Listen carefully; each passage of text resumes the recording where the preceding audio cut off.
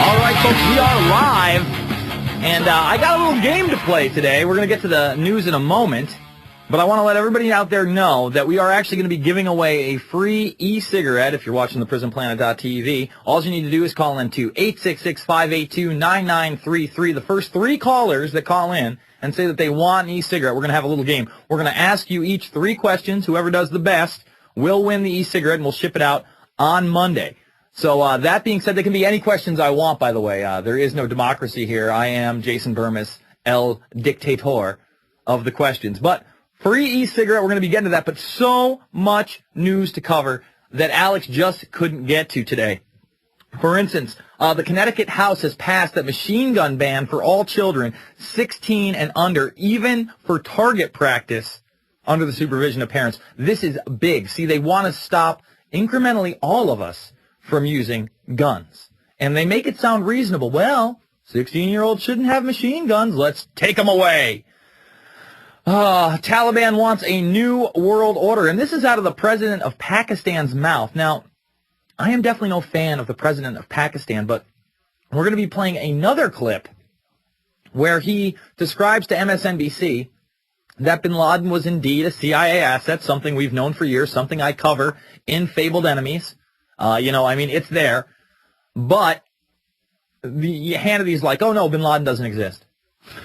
It's crackpot conspiracy theories when people talk about Osama bin Laden's intelligence relationship to the Central Intelligence Agency. Even though the Bushes and the bin Ladens did business forever together, it's absolutely 110% Johnny nonsense out of Hannity's mouth. So we're going to be covering that.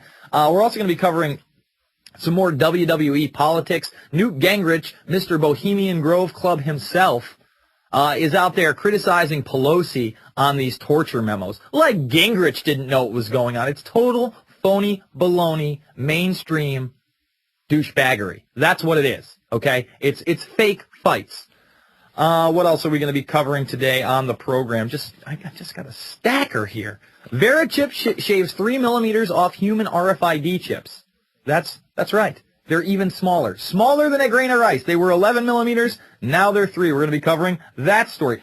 Drills all across the country. Now, I don't want to say that NLE 2009, which is going to happen at the end of July into the beginning of August, is going to set the stage for a false flag terror attack during the drill. I really didn't think that was going to happen. I felt like, we're covering it. They're public about it. Probably not the time and the place. However, this weekend alone, we've got drills going on in Colorado we're going to be covering. We've got drills coming up in Flint, Michigan we covered last night. And now we have drills in New York City. And you guessed it, the World Trade Center is part of it. We're going to get into that deep in the next segment. Now, we're going to do this e-cigarette bit at the 30 after. But remember, the first 3 callers, 866-582-9933, that want the e-cigarette will come on the show. We'll ask you 3 questions. Whoever gets the most right will win. We'll get your address, and we will ship it out. Good news from Judicial Watch, okay? Judicial Watch apparently has forced the release of bank bailout documents because you didn't want to listen to Alex Jones or Jason Bermas when we were telling you this was a scam. When we were saying, hey, they're stealing trillions. You're not getting any. We could all have over $250,000 pay off all our debts, pay off our home. They're not going to do that. They're just going to steal your money and laugh about it and buy other people drinks with it. It's totally and completely gross, folks. We'll be back after this. It's the Info Warrior with Jason Bermas, PrisonPlanet.tv, Infowars.com.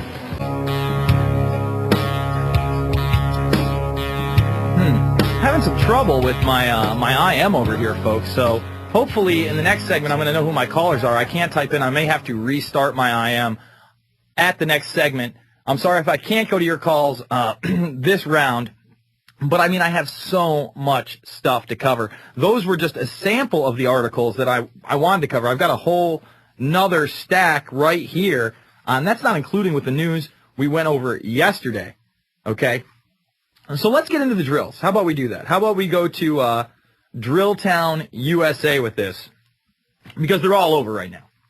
I mean, outside of the ones in Flint, Michigan, Colorado, and now New York City. And, of course, the New York City drill is very close to my heart. We'll go over that one last. This one is out of Colorado's online news leader, Channel 9 News, I think that this is an affiliate of one of the major networks. I can't tell because it prints out weird. The sound of an explosion, racing police cars, and hovering helicopters would normally be the cause for alarm. It certainly would, but not in this case. The chaotic scene in Aurora on Friday will just be a drill. The city's Office of Emergency Management, OEM, oh, they have those everywhere. Yes, it's a federal program. You know, this is another reason that we have to report on these drills because, again, these guys they're insane. The insanity is just unbelievable. Let's see. The city's Office of Emergency Management plans to start the training exercise at Buckley Air Force Base sometime after 5 p.m. After a loud boom, emergency responders will race to the base and could impact traffic. Military helicopters will fly pretend victims of a terrorist attack to the Anschutz Medical Campus in Aurora. The drill is a test of how well civilian and military responders work together in an emergency. This is the largest thing I've ever done. So there's over 40 agencies involved. We anticipate that there's over 500 responders as well as over 200 volunteers that are going to play the victims. Oh, those volunteer victims. Unbelievable, folks. Aurora's 9/11 operators are prepared to answer calls about emergency drill. The city will also have recorded information about this on its phone lines and on its website. We have some really nice citizen journalists out there at We Are Change Colorado covering this, so hopefully we will have more news on Monday. But yesterday we talked about these Flint, Michigan drills, and they're very similar. And remember, Flint, Michigan is a place of destitute even further than if you watched Roger and Me from over 20 years ago. If people don't know what that is Michael Moore's first documentary. And he really goes after the car industry there.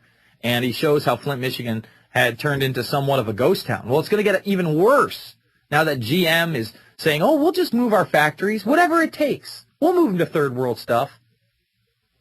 You know, it's just, it's depressing on one end. And on another end, it's just like, I mean, what are we supposed to do? I mean, all right. What we have to do is we have to hold these people accountable. What we have to do is record what's going on. We have to report to other people that these drills are taking place all over the country, and they are for domestic terror. They intercede with these DHS reports that are claiming that everybody's an extremist and everybody's a terrorist. And by the way, I have Napolitano here. A statement from the U.S. Department of Homeland Security, Janet Napolitano, on the threat of right-wing extremism. Remember, this DHS lexicon report goes far beyond any right-wing extremism. They go into left-wing extremism, hacktivism, anti-technology, alternative media. Apparently, I'm a terrorist, folks. I get up, I read mainstream media articles, and I show clips from the mainstream media, and then I tell you what it really means. I'm a bad boy. I'm not only a bad boy, I'm a domestic threat. And maybe a terrorist. Let me just read this. It's so much doublespeak because remember they said, oh, this lexicon report was never, ever approved. No, it was never approved for anybody. Total lie. It was done in late March, out for almost a month before it got exposed. Somebody basically sent it to a media outlet, and they were like, okay, you know, we're going to show this to the world. They say, oh, we pulled it back. We would never put this out, ever. The primary mission of this department is to prevent terrorist attacks on our nation. The document on the right-wing extremism sent last week by this department's Office of Intelligence and Analysis is one of the ongoing series of assessments to provide situational awareness to state, local, and tribal law enforcement agencies on the phenomenon and trends of violent radicalization in the United States. There is no violent radicalization. Do you understand? And the reason that we read that is because all three of those governments are going to be involved in NLE 09, every single one of them. Local, federal, state, and tribal. Folks, I mean, it's just out of control. Out of control. Let me see what we got here. Let me be very clear. We monitor the risks. Oh, and wait, I got to read this sentence. I skipped over a sentence, and you know who they go after? Timothy McVeigh. Doesn't matter that Oklahoma City is a black op. Doesn't matter if they're running an ATF drill of the building exploding as it happens. Doesn't matter if all the ATF agents are on the lawn in full bomb gear before it happens. Doesn't matter. They can kill children on television. It's okay. They'll just tell you a bomb exploded outside of it. Meanwhile, I have the SWAT teams, let me say it again, the SWAT teams and the anti-bomb teams going in and taking out explosives. It's on video. It's not fake. It's not Johnny nonsense. It's not some kind of made-up fairy tale land, okay? They went in there. The Governor Keating, gets on 2 separate media outlets and says that it's a sophisticated group and that the bomb squad has taken out 3 unexploded bombs in the building. And it all changes when Bill Clinton sends his terror team down there, one of which said he raced down there to save, I raced down there to save as many people as possible. Then through an FOIA request, they found out that he was in a hotel 10 miles away the night before. Oh, it's all, and then Wackenhut guards guard the debris so nobody can investigate. Thank God for people like Colonel Paul Craig Roberts that really put out the truth. I mean, this is in an age before the internet was even